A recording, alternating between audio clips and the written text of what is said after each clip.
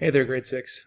New video for you guys today. This one focuses on something called continuous and discrete data, and then something called broken line graphs. And so by the end of this video, your learning targets are that you're going to be able to distinguish or tell the difference between continuous and discrete data, and then also to be able to read and interpret and then draw some broken line graphs.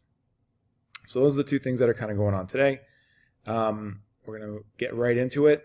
Now, sometimes there are some things that make sense to think of in terms of fractions or parts of a whole, and some things that do not. And so I'm going to give you a few situations, and then I want you to just think whether or not does a fraction of a unit make sense here.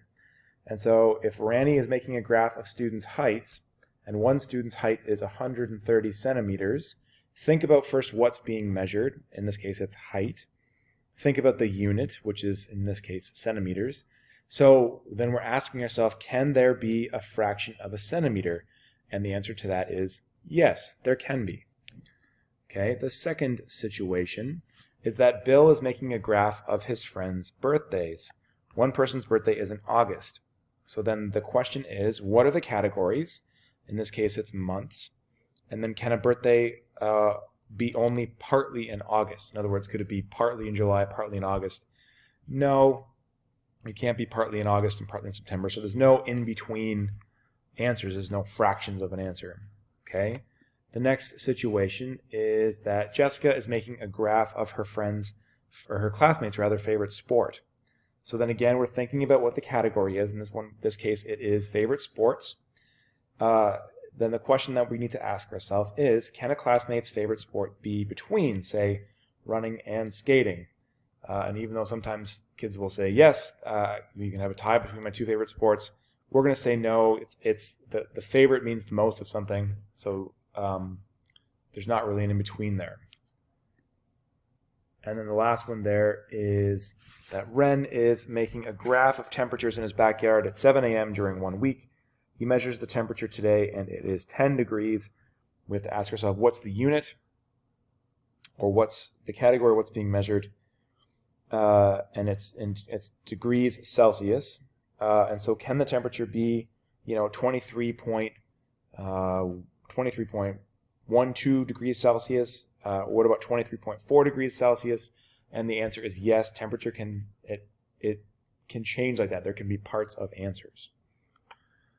Okay, and so what we have to ask is, if you can imagine a data value. Now, remember, we're talking about graphs, we're talking about charts, and the data values are often along the horizontal axis. Not always, along the vertical axis.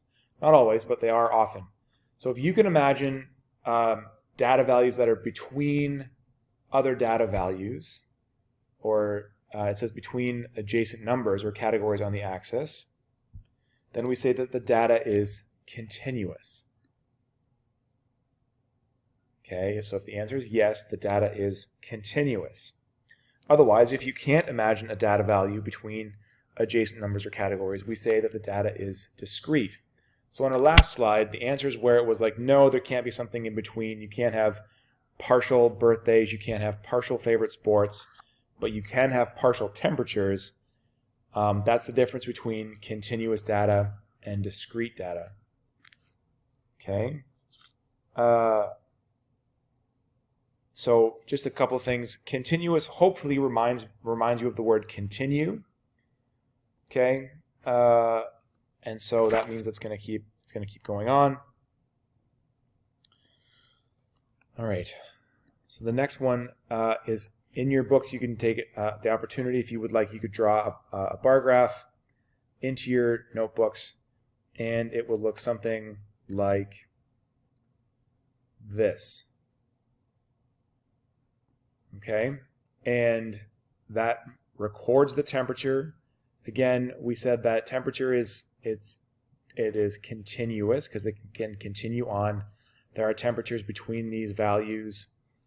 Okay, so it's a continuous bit of temperature. It's a continuous bit of data. Now, what we want to do is introduce a new kind of graph to you, a new kind of chart. This is called a broken line graph. This is the same bit of data notice that the scale is the same, start at 0, count by 5s and stop at 30. It also has the days of the week along the x-axis. But now what this does is the broken line graph, it shows you how something changes over time, and it shows you how the temperature changes over the course of 7 days. It does a better job than the bar graph. The bar graph shows you how the temperature changes, but these values, they're not really independent. They change from day to day. And so a broken line graph does a better job showing you how something changes. It shows trends and stuff, okay? So the graph on the right, again, is called the broken line graph.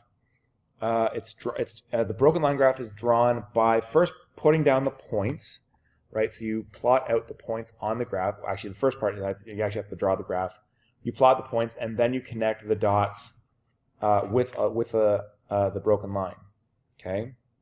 The broken line graph is shown with a dashed line, not a solid line. Usually in a broken line graph, the horizontal axis represents discrete data. So it's either one day or it's the next. But the vertical axis can represent continuous data. So on a broken line graph, there can be no points between the actual data values when the data is discrete. The points in between are meaningless. We join the points to make predictions or to show that there is some sort of pattern. So in this case, our broken line graph shows how the temperature changes over time. Okay? So if we look at this broken line graph, think about what day is the warmest. Well, it looks like Monday is the warmest. You can kind of see that on the bar graph as well, but broken line graphs, it's easy to see too. Okay? From the bar graph, we see it's the tallest bar. From the broken line graph, Monday is the highest point. Which day is the coolest? Well, in this case, it's Thursday. Are there days that have the same temperature? Well, in this case, it looks like Tuesday and Saturday have the same temperature. Okay, how does the bar graph show it? Well, those days have bars of the same height. The broken line graph shows it by the points are at the same height. If the temperature is increasing, the direction that the broken line goes is from the bottom left to top right. And if the temperature is decreasing, it goes kind of from top left down to bottom right. Okay, so this is some stuff you need to know about the broken line graph. Okay, now the next slide is just the practice questions. It's on page 47 and 48. There are questions about the difference between discrete and continuous data. You have to consider some different options. And then there's some stuff about broken line graphs. That's on page 48. So I want you to work on this stuff, ask questions if you need, and have a great day.